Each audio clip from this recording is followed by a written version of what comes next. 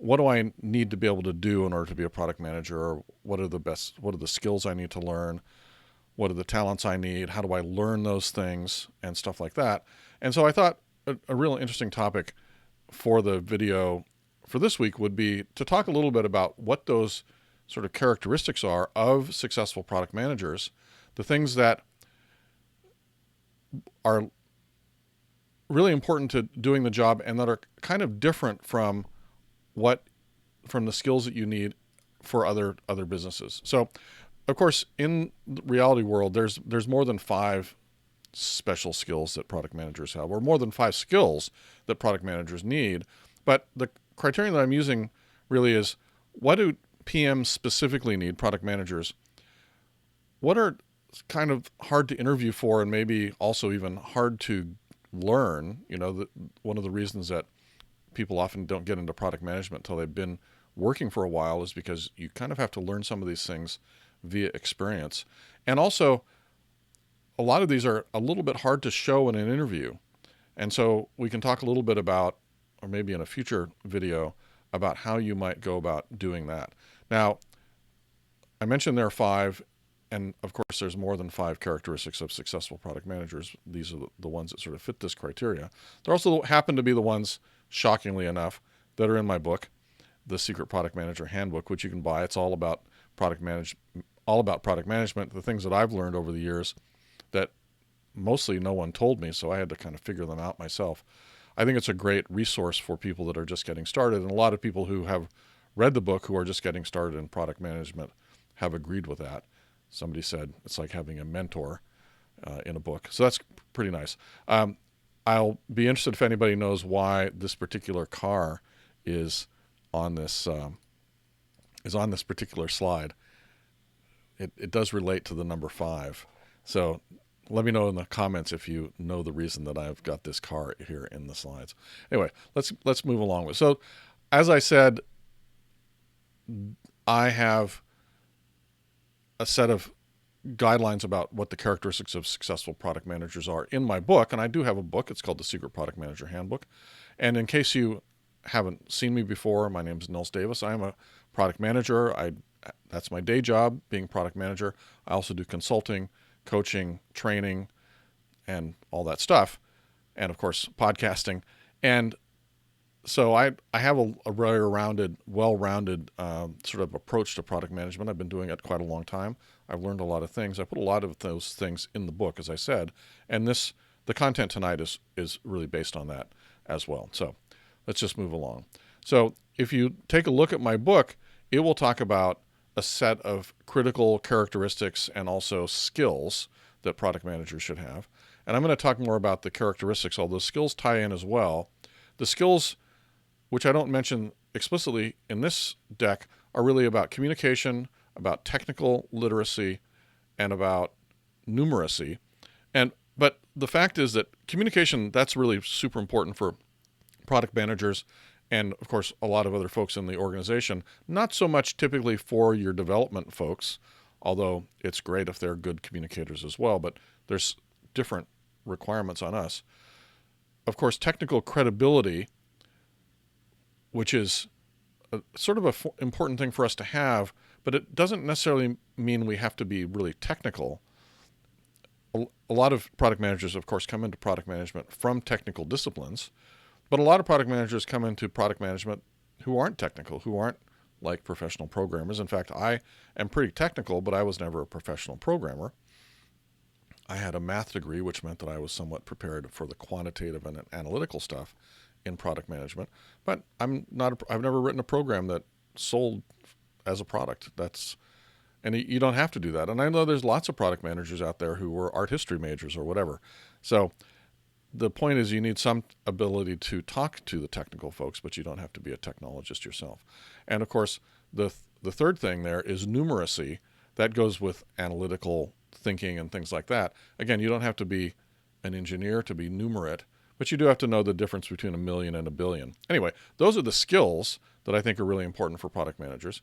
But let's talk actually about the characteristics more than the skills. And so I've listed out 5 here. These are the 5 that are in the book as well. The first is empathy, which is sort of being able to feel what other people are feeling is essentially what empathy technically means. You need to be able to communicate with people in their own language. So it's not just communication skills, which I talked about, but the fact that you have to communicate with lots of different people in lots of different languages. And I don't mean, human languages like French and Italian and German. I mean, you need to be able to talk to technical people using sort of technical language. You need to talk to business people using business language. You need to talk to customers using the language that they're most comfortable with. Then there's the idea that you really need to be able to move back and forth easily between the big picture and the small picture. In fact, maybe even have both the big picture and the small picture in mind at once. You need to be opinionated but flexible. This goes with decision making, but also with recognizing when you've made a bad decision.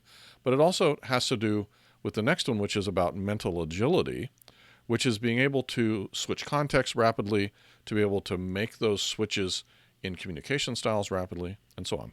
Let's talk a little bit more about each of these. So the first one is empathy. And the simplest way to think about this is being able to get into your customer's shoes. Meaning, when you talk to your customer, when you're trying to elicit, for example, the problems that your customers are facing, or your market, or your prospects. And oftentimes in product management, unfortunately, we use this term customer, and it can actually mean really three different things. It can mean your actual customers. It can mean the people who have the problem that your solution solves, but who aren't yet your customers. So that's your prospects, really.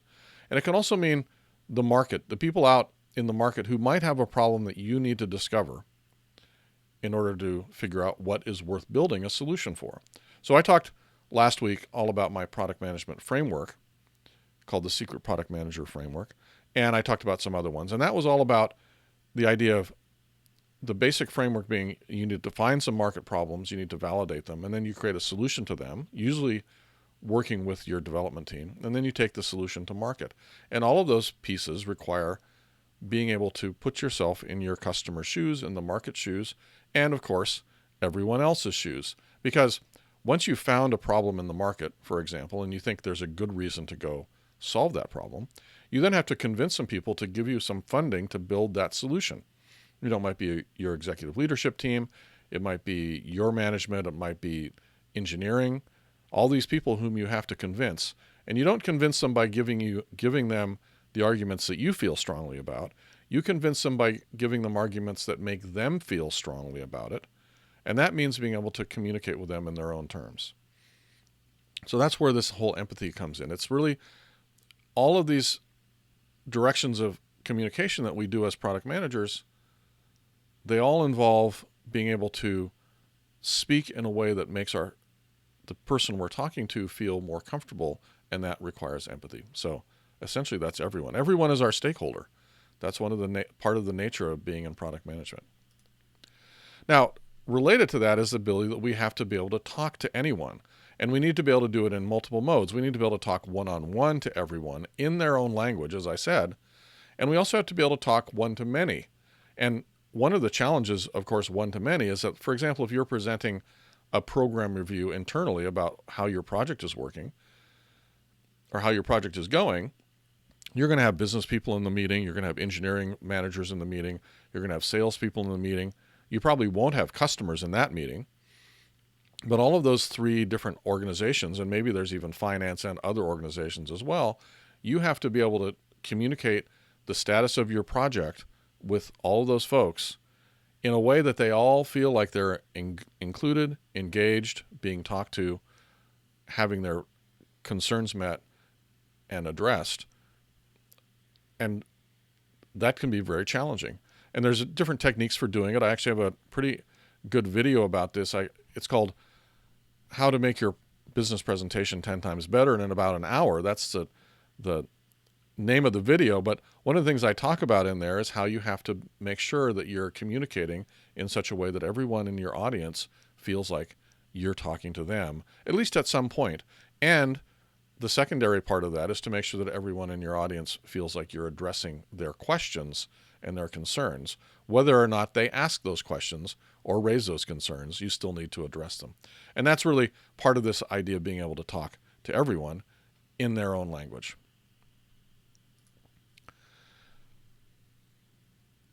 Another important characteristic as a product manager is that you have a very deep depth of field. or a huge depth of field. This is a term from photography if you're not familiar with it. It means how much the depth of focus is in a picture. So you can have cameras, very high quality lenses typically give you very short depths of field. It's actually one of the techniques for making cool pictures is to make very small depths of field. But the fact is that as a product manager, you need to have a very huge depth of field. You need to be able to have both details that are near in focus, and you need to have the big picture in focus as well. And you have to be able to do both of those things at the same time. And this is a characteristic of product managers. You can pay attention to both near things and far things, small things and large things that are out toward the horizon, and keep them all in line and in focus. Now, this also, as everything does, ties into empathy, because a lot of times the near-term details are about helping, at least in my experience, the engineers are very typically concerned about details, and maybe the program managers are very concerned about details, whereas business people in the same meeting are concerned about the bigger picture. They're concerned about customers as a whole, the market size. And so you really have to be able to have all of this stuff sort of in view at the same time in your mind, and not have to make a big effort to switch between those two things. Another typical thing you have to do as a product manager, you probably experience this, is in one meeting you're going through the bug list and prioritizing which bugs you're going to fix for the next release, which is very detail oriented. And in the next meeting you're talking about the roadmap for the next 6 months or 12 months, which is very big picture type of focus. And you have to be able to switch right away between those two things. As product managers, we have to be very opinionated, but in such a way that we can move off of that opinion if we need to. So one example of this is we need to make a lot of decisions. We have to make decisions quickly. We have to make decisions smartly, but we also have to know when we have to reverse our decisions. And there's a great phrase that I love called strong opinions loosely held, meaning we have strong opinions about how things should be done or what the decision should be in a particular case based on what we know and our experience and our intuition. But if we get data that says that opinion is wrong, we need to be prepared to let that opinion go, reform our opinion based on the new data we have, and either change our decision, potentially reverse a decision, something like that. That's just really important capability for product managers to be able to do. So, a lot of people have this picture of product managers as they make decisions, they know everything, but the fact is that good product managers can unmake decisions. They know when they can do it. They also know the difference between decisions that are hard, where once they're made, they're kind of, you can't turn back, and decisions that you can turn back from. And they put a lot more effort and thinking into those decisions that can't be reversed. I was going to make a point about that. Now I don't remember what it was. So, but the point is that, I know the other thing about decision making, and this is another important thing that we bring into this as product managers, and this is related to the flexibility of mind, among other things. So flexibility also has to do with, the fact that we can context switch really quickly, and we can talk to lots of different people one after the other, and we can look at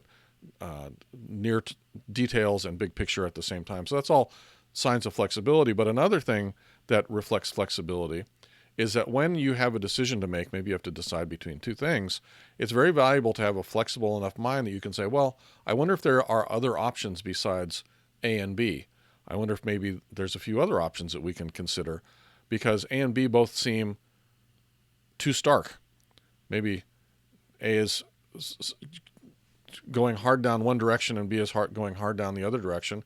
And maybe it's like we don't really know which of those is the right direction yet, and we want an intermediate decision, which is decision C, or maybe there's a lot of other options. And this is a fundamental way to make better decisions, actually, is to always see if there's other alternatives than just the binary alternatives that you might start with. But this is another sign of a product manager who can be effective, is you need to be able to be flexible in that kind of decision making as well. So The final skill really is mental agility, and this has to do with all of the things that I've talked about already. The context switching, you have the bug meeting, and then you have the planning meeting, one after the other. You have the conversation with the engineer. You have the conversation with the business person, one after the other. You have the presentation to customers. You have the bug triage again, just one after the other. All these things you have to switch all the time, and there's a big difference actually between product management and engineering. Engineers typically like to spend a lot of time working on a particular thing, getting into flow, being very focused. And while that's fun for product managers, it's just not really part of our job description. If you can spend an hour on a particular topic as a product manager, that's actually kind of unusual, particularly on your own solo work, right? Typically, you might have meetings that are an hour where you have to, even then, switch a lot in terms of the topics that are going on. You have to make decisions. You have to do all this conversing in different languages. But having an hour to really focus on writing a user story or a requirement, that I find that to be really rare because there's just so much else going on. So you need to be really fast at that. And unfortunately, I find that I don't get to go into flow that much during the day when I'm at work. I sometimes have to do that on the weekends or in the evenings after everybody else has gone home. So that's just the reality. We have to be able to be agile mentally, and we can't count on being in flow to help us achieve good results. We have to use our other skills to do that. I mentioned reversing decisions. So that is a sign of mental agility, is to be able to say, oh, I made this really good decision. It's a great decision. Here's all my reasons. And then, a week later or an hour later or 5 minutes later, you find out, oh, I didn't know about something or I misunderstood something, and being able to reverse that decision and then go a different direction. That is a sign of mental agility. And not everybody can do that, but as a product manager, you need to be able to do it if reality says you must do it. We have to be very reality-based as product managers. And then, of course, the ability to switch back and forth to different languages, different schemas of how we speak to different audiences, that's another sign of mental agility. So that's the 5 big things. I did want to talk about one final thought, which is really around the mindset of a product manager. That a lot of people come into product management with a bunch of strong skills for building things. So this is particularly true of engineers who come into product management. And so they have strong skills for building products. But the fact is, as a product manager, those skills are not very, very important. The skills that are super important for product managers are the ability to find and validate market problems. And this goes everything from feature level all the way up to product level. And then being able to make decisions and to wield influence. Of course, as product managers, we have very little responsibility for anybody. Very little authority. We can't tell people to do stuff just because we want them to. We have to convince them to do the things that we want. If we want the development organization to build a feature, we have to convince them that that's the best use of their time. Now, if you have worked with them for a while and you built that credibility, then you may not have to do much influencing at that exact moment, but it's still leading by influence as opposed to leading by authority.